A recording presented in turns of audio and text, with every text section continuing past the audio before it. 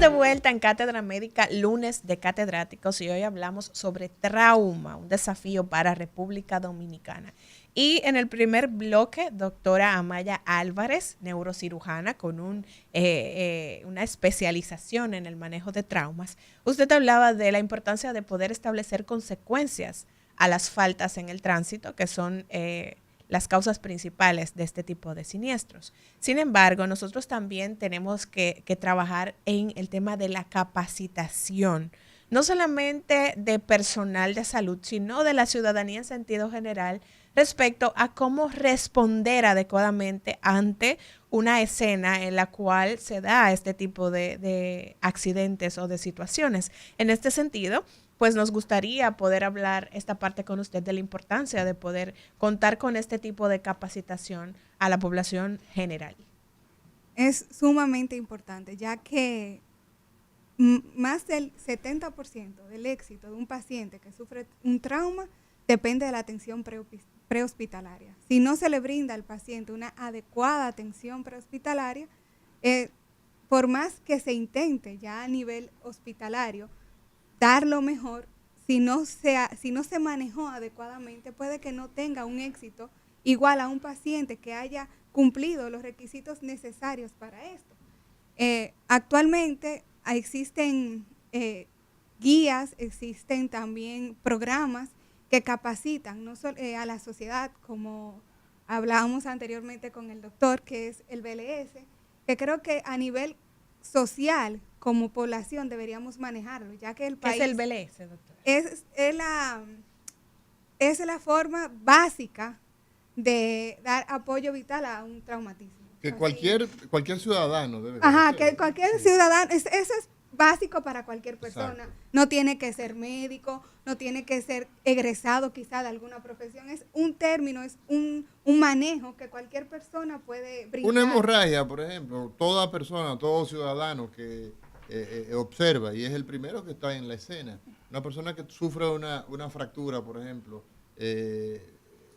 la manera en que una persona que tiene una parada cardíaca, la manera en que nosotros respondemos como los que estamos en la escena, esas formas de poder auxiliar a la víctima es básica, y entonces en muchas sociedades pues se llevan a cabo programas en las escuelas, en los clubes, en las iglesias, donde lo que se hace es que se fomenta que las personas sepan cómo, qué hacer ante una reacción alérgica, por ejemplo, qué acciones tomar. Entonces es importantísimo eso que usted señala, porque el paciente tiene que llegar. Exacto. Y usted creo dice, que tenemos buenos neurocirujanos, tenemos buenos emergenciólogos en sala de emergencia, pero el paciente tiene que llegar. Si no llega, entonces le toca al INASIF, le toca al forense. Entonces, para que reciba esa atención hospitalaria, tenemos entonces que tener prehospitalaria. y hay cosas tan básicas como el saber mover a un paciente. ¿Cómo se mueve una persona con un trauma? En bloque. Explíquenos Como eso. en bloque, o sea, se coge, Kelvin, ayúdanos se con trata eso. de... Sí, continúe, doctora. Se toma entre varias personas, o sea, no es de que voy a levantarle la cabeza y después Lo lo agarro por los cargo, que pies y lo regularmente cargo hacen como eso. tipo hamaca. Exacto. No, es tratar de mantener al paciente lo más recto posible, y entre una persona es un poco difícil, si es una persona grande, robusta, pero si hay más de una persona, cargar al mismo tiempo tanto la parte de la cabeza como del cuello, Ajá, como el otro resto del cuerpo de la vértebra, o sea, se coge entre varias personas y se cuenta 1, 2, 3. Al conteo de levantar. 3 se levanta todo al mismo tiempo. Ahí tenemos una imagen, sí. una imagen para quienes nos ven a través de Telefuturo y a través de nuestro canal en YouTube Rumba FM, de cómo debería ser. Exactamente, Explíquelo ahí, como le doctora. explico, Ujú. pueden ver que hay más de una persona, que es lo correcto. Entre todos, uno sostiene la cabeza, el otro sostiene el cuello. Si no hay una forma de inmovilizar el cuello, con la BLS la sociedad puede aprender que el cuello hasta con un pedazo de cartón bien puesto se puede inmovilizar, y es muy importante asegurar esto porque también nos ayuda a asegurar la vía aérea del paciente. Pero También yo no veo gente ahí con un celular grabando. no, lo importante ahora es grabar. No perseverar la vida de la persona, sino grabar y ver qué pasa. Exacto. Entonces, las personas en la escena del trauma del choque, pues hay que garantizar la seguridad de la víctima, ¿verdad? Exacto. Y de los que están atendiendo, naturalmente. Exactamente. Muchas veces entonces las personas, los curiosos, empiezan a grabar, empiezan a entorpecer y esto no ayuda. Y empiezan a dar opiniones, porque entonces todos nos volvemos expertos en el momento. Exacto. Y surge alguien que dice, no lo muevan. Exacto. No lo muevan. O Entonces, evidentemente, peor aún, no han llamado al sistema de emergencia. tienen Están el teléfono grabando. ocupado Tienen el teléfono grabando. grabando y no han llamado al sistema de emergencia. Y mira, aquí en el país nosotros nos exigen regularmente que tengamos las normas de seguridad en el vehículo, como el cinturón de seguridad, el casco protector, en la velocidad, pero también nos exigen que tengamos un cono o un triángulo Sí. para utilizarlo en el vehículo, que tengamos un equipo de primeros auxilios. Y la principal causa de muerte en pacientes politraumatizados es la desanguinación. O sea que nosotros, sabiendo utilizar ese equipo de primeros auxilios, podemos parar una hemorragia, permitir que esa persona siga viviendo. Ahí tenemos que tener gasas estériles, un apósito, un vendaje elástico, todo lo que se necesita en ese momento para primeros auxilios. Lamentablemente lo tenemos de lujo. Solamente lo tenemos ahí porque nos lo exige la autoridad. ahora en Semana Santa, que se aproxima, doctor, los organismos de socorro y organismos que no son de socorro, pues gastan una gran cantidad de dinero de su presupuesto comprando un kit de primeros auxilios, pero entonces la gente no sabe cómo No usarlo. sabe cómo utilizarlo. Sí. O sea, lo que es la educación vial tiene que iniciar también por ahí. Que tú sepas cómo utilizarlo, porque eso salva vidas. El objetivo de eso no es tenerlo en el vehículo. Usted para que decía de la ocupe un exsanguinación. espacio. ¿Qué es la exsanguinación, doctor? ¿Qué es eso? La sanguinación Para el es pueblo. cuando la persona tiene por donde sale sangre y la persona pierde gran parte de la volemia de la sangre por esa herida. Eso no va a dejar que haya un buen gasto cardíaco. Gasto cardíaco es que el oxígeno y los nutrientes que llegan a los diferentes tejidos llegue, porque la cantidad de sangre, que es por donde llegan, por donde llega eso, a través de los glóbulos rojos, no es suficiente para mantener una buena una buena volemia. Exacto. Entonces, la persona pierde la sangre.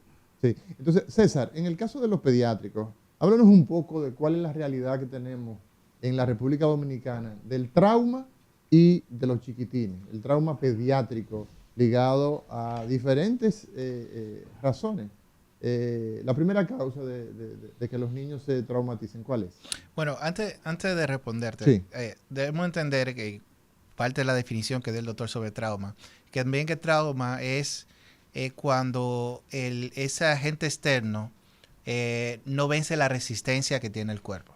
Entonces debemos que pensar que la resistencia que tienen los niños no son muy buenas. ¿Qué quiere decir eso? Por ejemplo, los niños no tienen un músculo esquelético desarrollado, no tienen unos músculos desarrollados. Entonces, todos recordamos nuestra clase de física que la energía no se pierde, sino que se transforma. Entonces, como el niño no tiene tanta defensa, el golpe que se dio el niño en la cabeza, esa energía se puede transmitir y le puede producir un daño pulmonar.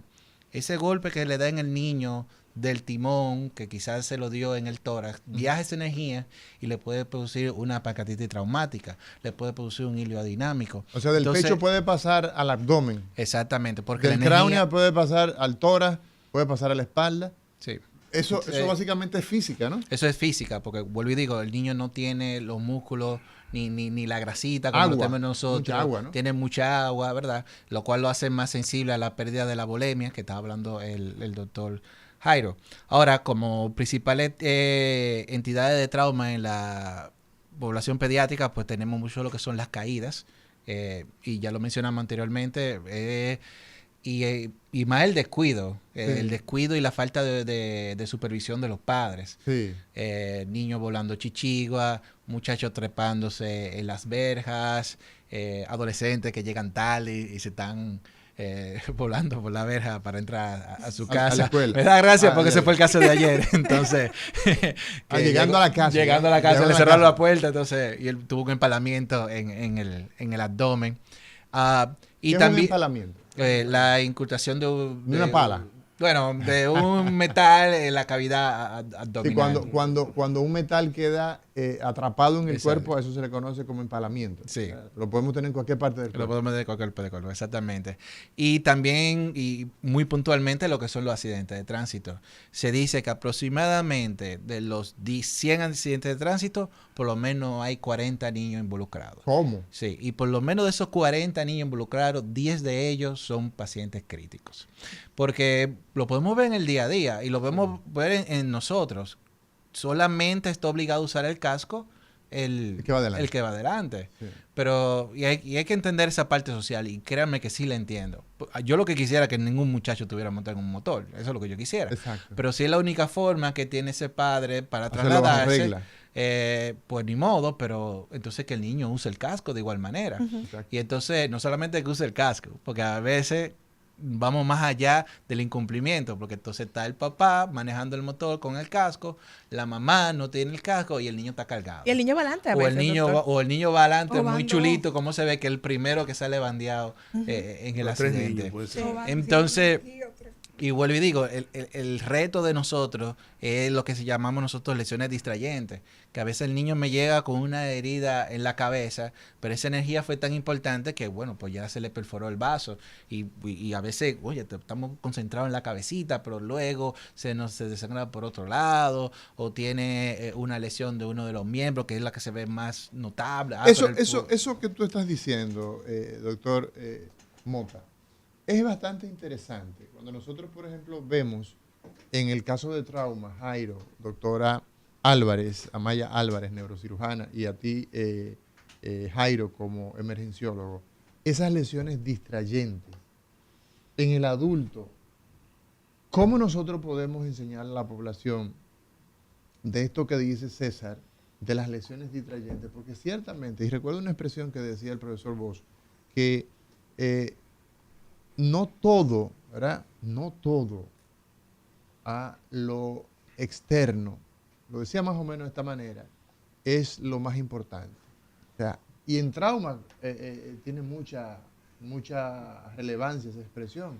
El hecho de que tú ves a una persona que tiene una fractura de hueso largo y tú ves el hueso, y tú, evidentemente eso es muy llamativo, pero entonces la lesión más importante está a nivel abdominal o a nivel de la columna y no la viste.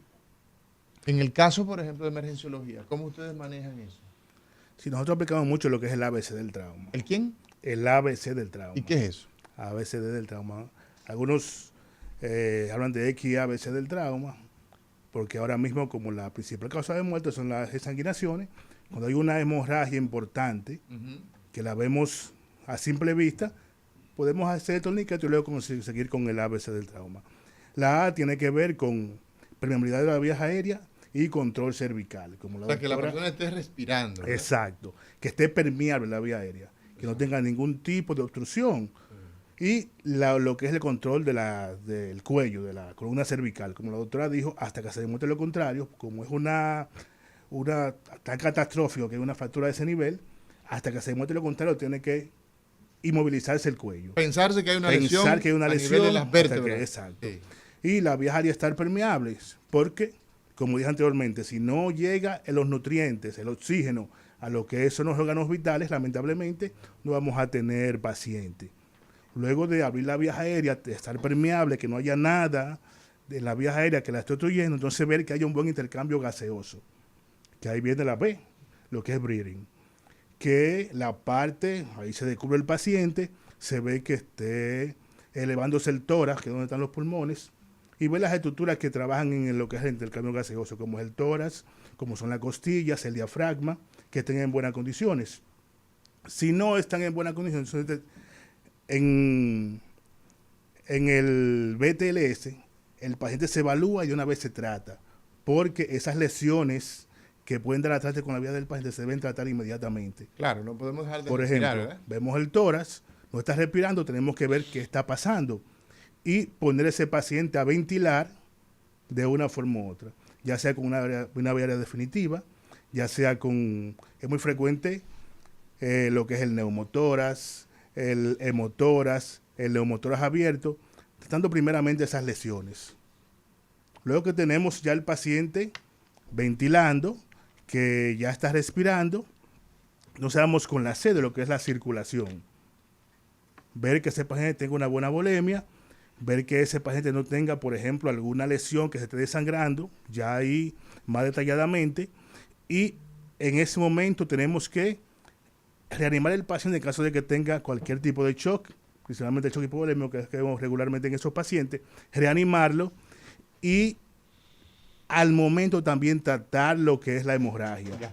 Amaya, en el caso, por ejemplo, de tu condición, tú como neurocirujana y experta en trauma, esas lesiones distrayentes, los especialistas normalmente nos presentan los casos y nos dicen, mire doctora, aquí hay un hematoma, aquí hay una fractura de tal vértebra y nada, y tú vas enfocado en esa presentación. Eso que decía el doctor Mota, el doctor César Mota como pediatra, emergenciólogo, experto en esas respuestas que son fundamentales en esa etapa, digamos, crucial de esas primeras horas, las horas doradas, las horas de diamante, porque tienen una serie de clasificaciones ustedes.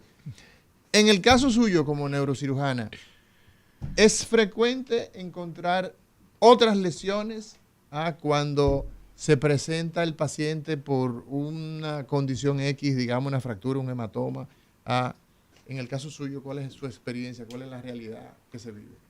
Usualmente los pacientes que tienen hematoma, sobre todo si es un hematoma de tipo epidural, Sí. que ocurre por una fractura, Sí. la principal causa es una fractura del hueso temporal. Sí. Usualmente estos pacientes siempre tienen fractura o se ha visto mucho que hay estallamiento de bóveda debido a que la persona no lleva el casco. Entonces el impacto, un trauma, usualmente es algo de gran impacto, lo recibe la cabeza, entonces el cráneo es cerrado, es una bóveda, es dura. Sí. Entonces al recibir tanto impacto energético, vamos a decir, se estalla, por ponerlo de una forma un poquito Tiene gráfica. múltiples fracturas. Tiene ¿no? múltiples fracturas. Usualmente, la mayoría casi son trauma craneoencefálico. Vamos a decir que del 100% de los que llegan, puede haber un 48%, un 45% que venga acompañado de otro tipo de trauma, como sea raquimedular, o sea que es ya de columna cervical, de columna dorsal o columna lumbar. Y justamente ese es quizás el espíritu de la pregunta, porque si usted tiene 100 pacientes con traumatismo severo a nivel del cerebro, el 35% de esos pacientes tendrán una lesión a nivel de la columna vertebral cervical.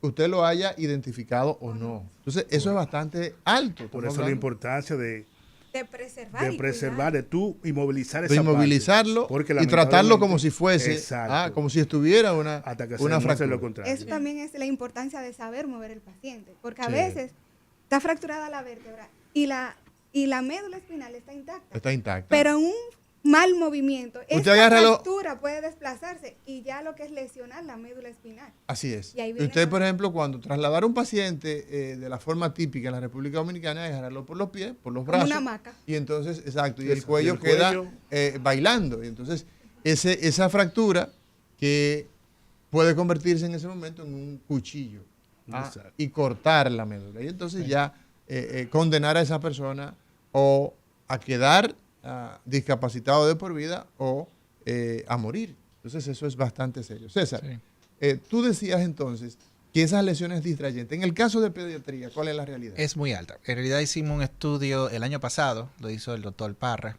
sobre los traumas craneoencefálicos en pediatría, y nos vimos que siempre estaban acompañados de lesiones de otro órgano. Un 70% tórax, un 40% abdomen y un porcentaje muy bajito de lo que es extremidades, que un día un 15%. Entonces nosotros, por lo menos en pediatría, dependemos mucho de estudios de imágenes especializados para estos pacientes. O sea, nosotros necesitamos una tomografía sí o sí. Nosotros la radiografía no nos sirve de mucho.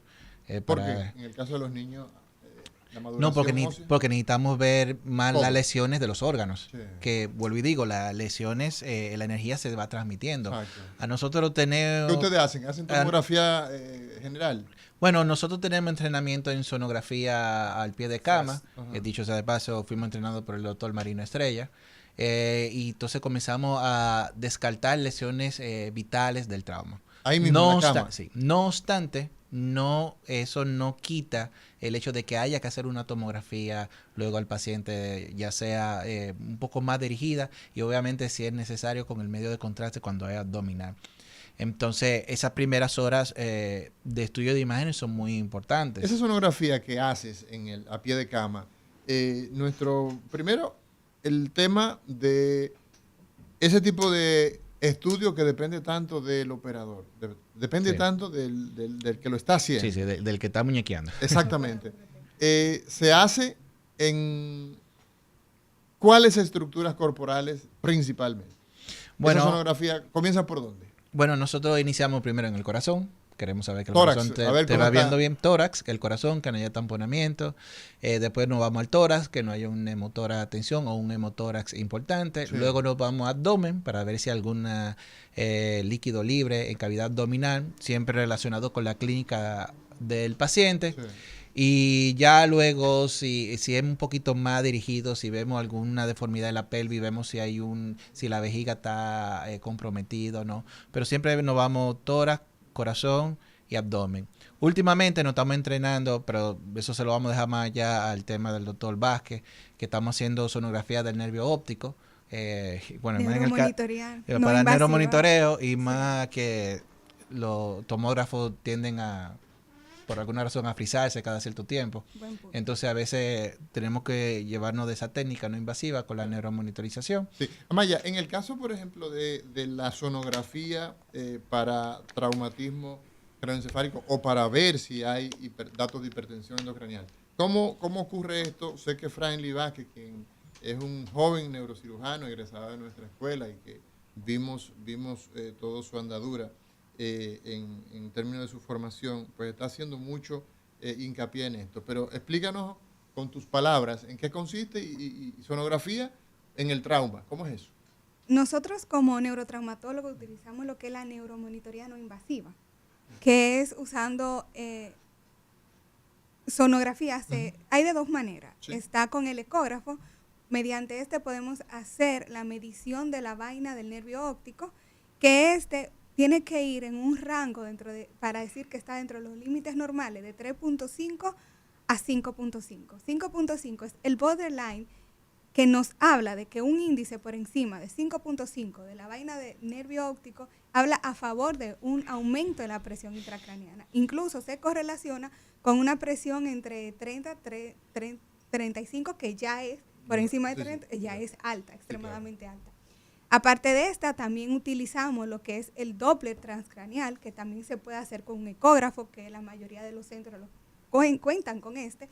Se utiliza lo que es un Tenemos transductor. ecógrafo, doctora, pero no todas las emergencias tienen el ecógrafo al pie de cama. Exactamente. O sea, estos son mayoría estudios no. que tienen la ventaja que se pueden hacer al pie de cama, que se puede instruir a las personas, no solamente un médico, lo puede hacer un enfermero, lo puede hacer cualquier persona. Sí se necesita un poco de práctica porque es muy demandante de quien lo hace. Entonces, sí, es operador dependiente. La exactamente. sonografía, y hoy día, bueno, la semana pasada nosotros en las noticias que damos, pues decíamos la advertencia del peligro que la Sociedad Dominicana de Imagenología establecía con el tema de los cursos a vapor que se están haciendo de sonografía, donde gente que está haciendo diplomados y cursos sin las debidas competencias. O sea, que hay que hacer entrenamiento focalizado para temas, por ejemplo, de emergencia, que se puede lograr tener, digamos, un expertise básico, pero hay que tener mucho en cuenta de que estos estudios dependen mucho de quien lo hace. Sí, y también quiero Más que del recalcar equipo.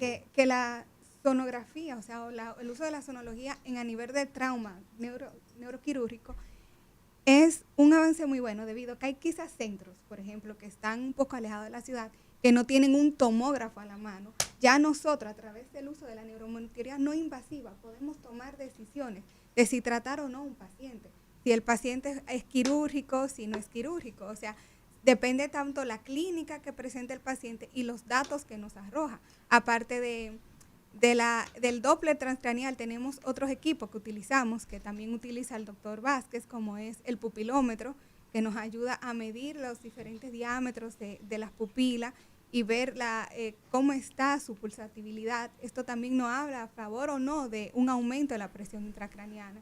Actualmente, allá donde nos formamos ambos, hay un equipo portátil que se llama infraescáner, que es algo, no es nuevo, pero bueno, relativamente nuevo para Latinoamérica, que a través de unas ondas puede medir, puede detectar si hay sangre en una parte del cerebro, incluso te lo marca sin necesidad de llegar a una tomografía.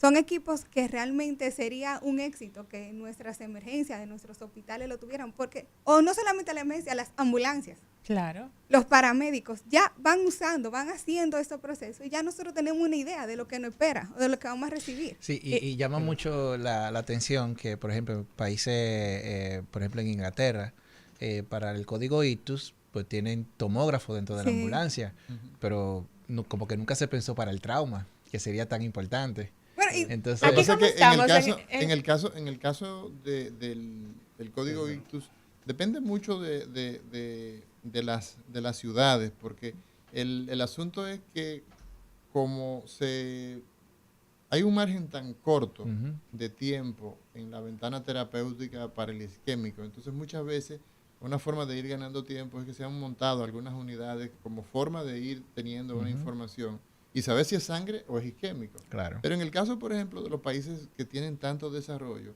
pues el tema de las imágenes tomográficas no es un problema como lo representa quizás en nuestros Sí, medios. la verdad que es un desafío para Tú nosotros. coges aquí en la capital de la República Dominicana y a 5 kilómetros hay un tomógrafo. Ujú. Pero esa no es la realidad de Mao Valverde, esa no es la realidad ¿En Dajabón? de Dajabón. No, la para realidad nada. No. de Samaná. Samaná, el año pasado nosotros tuvimos que trasladar a una joven de Samaná porque ya no había un tomógrafo.